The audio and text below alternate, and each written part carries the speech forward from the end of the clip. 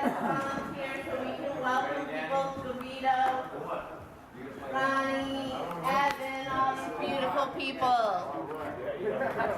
I like all of you here. Welcome. I'm glad everybody got here. We have a wonderful Chinese meal for everybody. Can't beat that. Gung Hak Fat Choi. Gung Hak Fat Choi. Hi, sweetie. Cute little doggy. Hey, how are you? Everybody take a seat.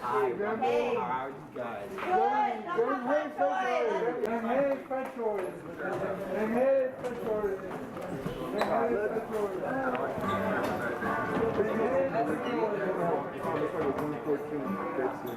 And hey, Fat Choi. More plates. Hey, Paul.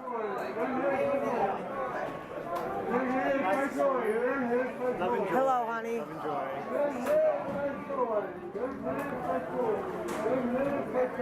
Our dear friend Carol Lay, and she was our city staffer on the Medical Cannabis Task Force.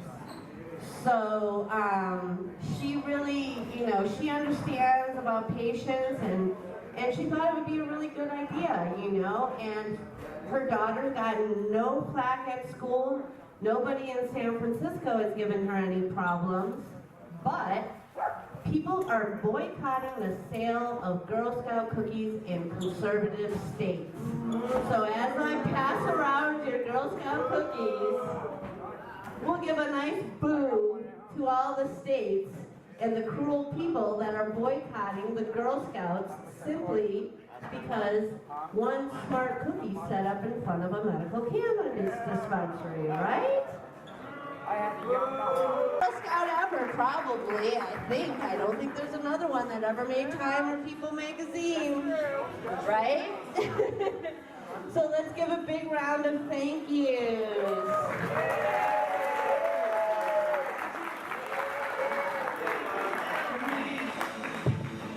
So I want to give a whole bunch of updates in a short period of time. So if we could get the door closed and the noise to a minimum, because all of this is very, very critical and important. And the first thing I want to do is I want to thank our sponsor, Greg Shep. Can everybody please give a big round of applause for Greg Shep? And Christina Jaja, formerly of Waterfall Wellness. They have parted from Waterfall Wellness. There was a hostile takeover, and they are trying to open up a better facility down the block. So I want to be clear with everybody that Waterfall Wellness is no longer run by Greg Shep and Christina Jaja. And they were the ones that supported this dinner, that supported 300 compassionate care patients. So I really recommend people vote with their feet. What does that mean? It means you don't go to places where you know something's gone awry.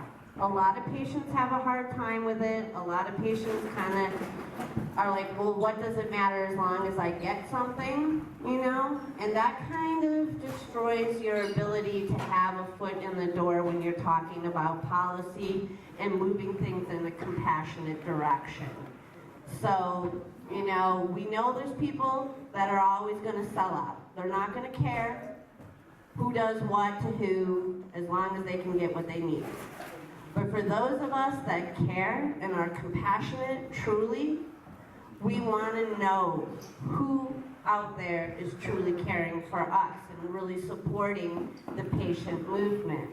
And Greg Shep and Christina Jaja have done a wonderful support of this dinner for over 3 years. And, I'm really counting on you guys to kind of get the word out that the ownership of Waterfall has changed.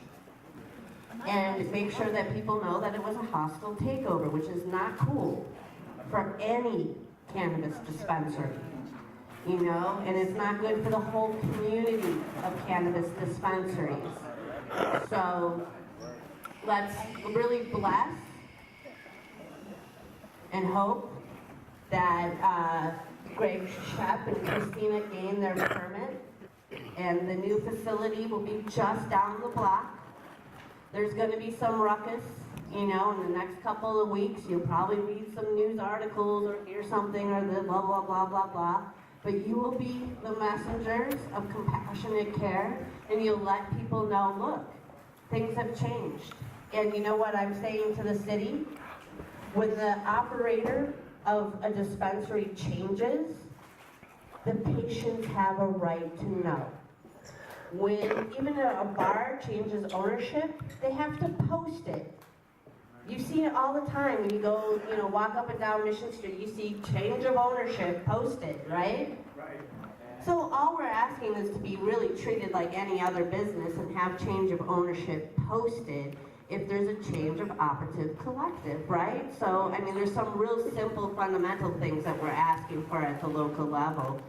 And I just want to send a lot of love out to those guys for really supporting this dinner. And also, Bernal Heights chipped in, of course, as always. Camp Center, FASA, you know, those are the folks that have continued a compassionate tradition in some of the oldest collectives in our city. So, you know, it's good to know who our friends are. It is. It really is. And on that note, at the state level, we are finally have been granted permission to be gathering signatures for the MCLR 2014, or what we're calling it is the M-Clear, and that is awesome. It's the first state ballot that was open source, so that means that everybody that wanted to contribute language, that had concerns about how the policy was evolving, got to be a part of it. Yours truly wrote a section about compassionate care. It is the only state ballot measure.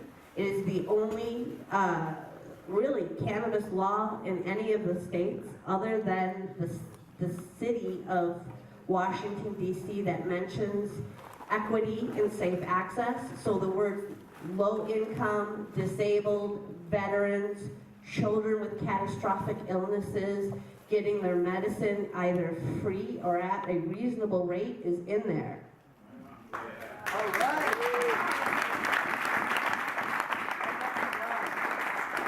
The other state ballots have pulled out. One of them was just terrible, and I've got to tell you guys, it was so terrible. They had a 25% sales tax on adult use and medical use. They didn't see any difference between that, and that came from the lead top policy lobbyist Drug Policy Alliance. So let's give them a big boo. You guys want to pay some more for your medicine so that lobbyists get paid? What a bunch of crap that was. I was really near going and protesting their offices when I looked at that and I said, okay, I don't really care what the sales tax is for recreational use, but there should be no sales tax for medical use. No. And you know that's the way M-Clear is. We're not going to tax patients.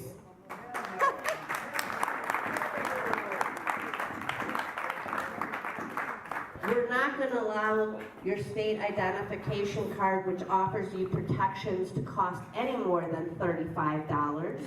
And if you got a state card now, you know you paid a hell of a lot more than that.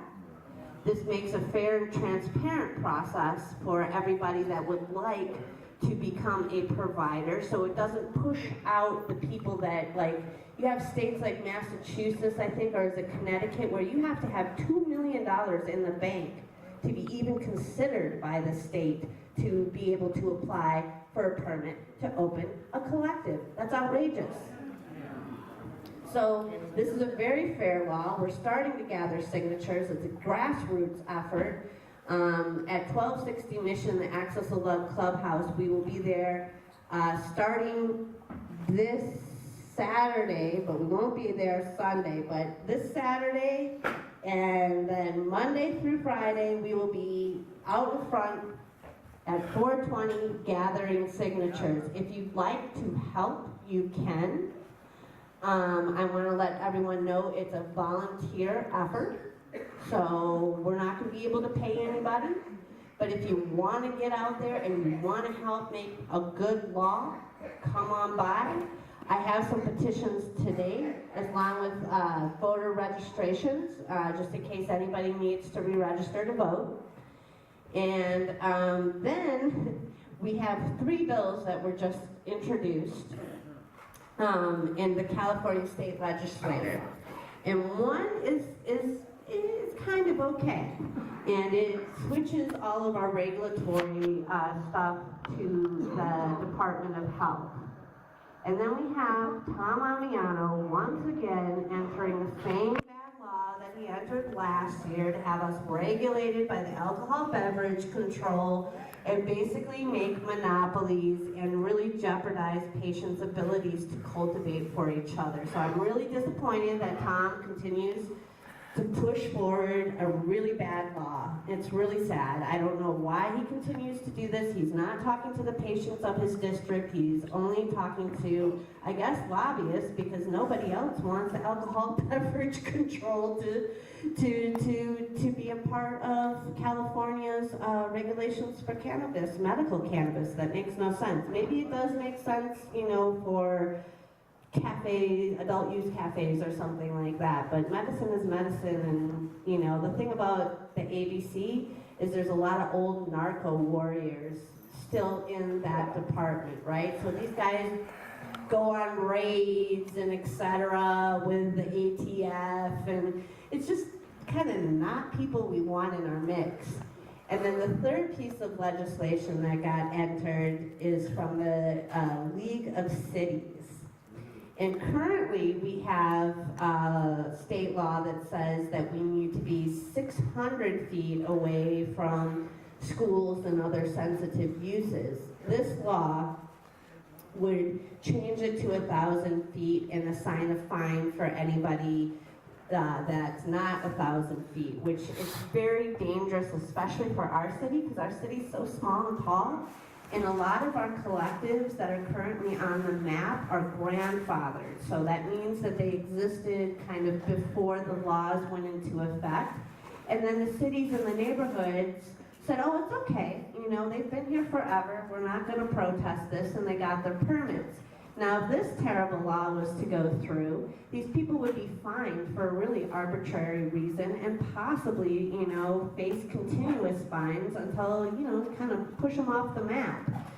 So we've got a lot to do on the state level, and we've got to kind of push these laws back, because what we really want, and I think everybody here is with me, is we want something that patients themselves participated in writing and that the voters will approve. A voter initiative is always the strongest route. So I really hope everybody helps me get the word out there that we are going to legalize in California in 2014, and we're going to keep California compassionate and make sure that all patients have access to medical cannabis, right? Yeah. Yes? Okay, two things. Can we do that, get signatures on campuses? Yes, we can get signatures on campuses, and what we have little packets that have 39 signatures on them each, and if you get a training from an AxisOfLove member Saturday and then Monday through Friday next week, you can take one packet and then bring it back, because I need to really make sure that they're done correctly. And the sad thing is that, you know, we got it a little bit out there, and then all the lobbyists came in and sent all this stuff to the major news stations saying that California was going to wait till 2016. So we are facing an uphill battle, you know, but we're going to do it. And the last thing, is this all around the California cannabis hemp bill? And how is that applied to all this? So you're talking about the CCHI. Yeah, because I got it on the phone right now. Yeah, that law is really not very effective. It's a very bad law. We were hoping because their signature gathering ended last week. So when you turn in a petition to the state, they review it for its legality, and then they give you a certain amount of days to be able to collect the support needed to have all Californians weigh in on it. And it's like, we need to collect like 500,000 signatures, right? And these guys passed their deadline, but they did this trick where they refiled. And the problems with that law are vast. First of all, I'll tell you the first problem. I spoke to the authors and I sent them an email and I said, what are you going to do about compassionate care and low-income patients? And you know what email I got back? Nothing. Nothing. Because they felt that the store owners were already doing a great job and they didn't need to put anything into the law. Okay, well, I guess they can afford $65 aids. And then there's a whole bunch of other stuff where lawyers and everybody has consistently told them over the years that, hey, this law really isn't very workable on the ground. You have nothing in it about collectives. It doesn't really, speak to the issues like CPS or the state card or things that we're going through. It says nothing about, like ours covers the 8 points that President Obama laid out about his concerns, and theirs doesn't address it at all. So there's a lot of work issues with it, but they feel kind of like somehow Jack Herrera from the grave is kind of commanding them to go forward, right? And from what I know of people that were close to Jack, that's not at all what he would want. So it's kind of like taking the Bible very literally, And a lot of good people that I respect have been on that campaign, but I just, if it's not a workable law and it's not addressing the fact that patients can't afford their medicine, I'm not going to get behind it, and I don't advise other folks do either. Thank you, because I want to know that. Yeah, and it's a good thing to know. It's a good thing to know. I mean, I guess I should start posting the emails that when I ask about, hey, I asked this group, what about compassionate care, and their responses. Maybe we'd shame some people into shutting up and doing the right thing. Yeah, for sure. But, so those are kind of the levels of what's going on. James? Yeah, I just wanted to share something with everybody. Someone came down from up north and he told me what happened on the day that it was legalized in February. They waited in line for hours and hours and hours. The San Francisco Times / New York Times said it was up to $300 an ounce by the time they got inside the door for just regular cannabis.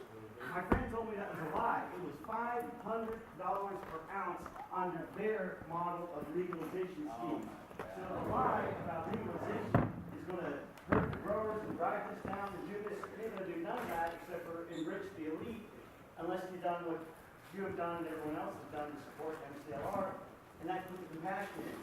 Because they will hijack it if you don't have that free zone where we get our natural rights taken care of at cost like nature intended instead of man-made constructs.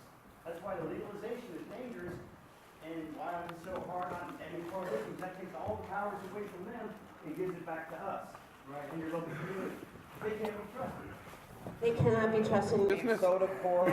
Just and to do this is like, your wonderful wellness who's like donating all this kinds of stuff and get that message out and stuff. So we're only delivering.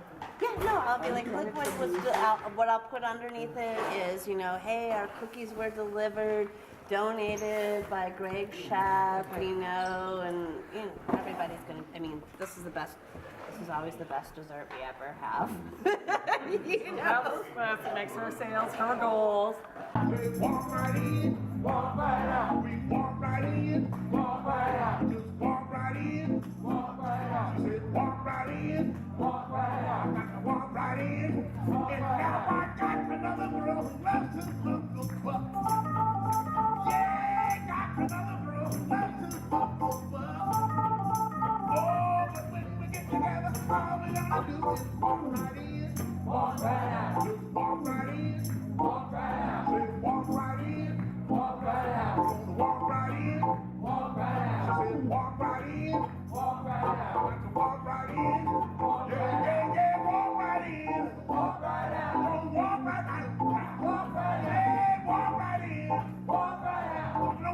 right in, walk right out. Said walk right in, walk right out. That's what this song's all about.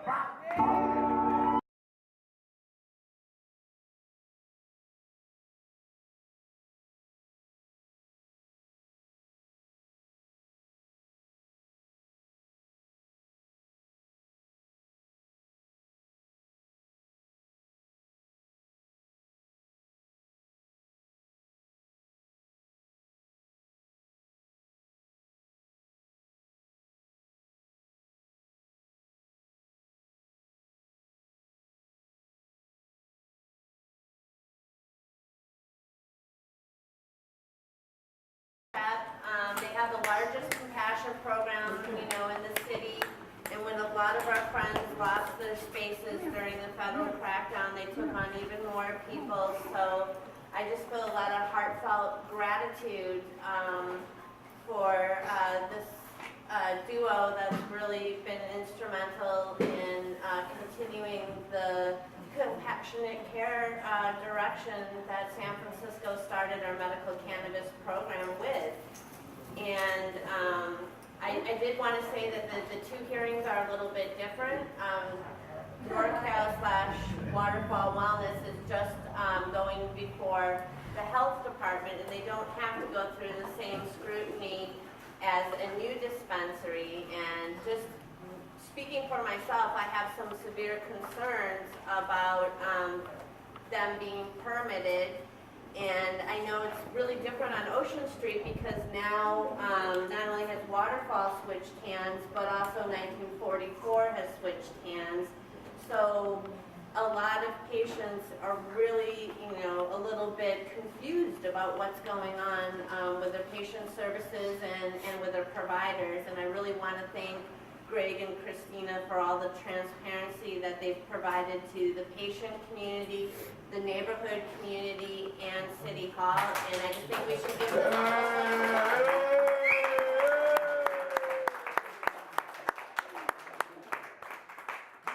and thank you.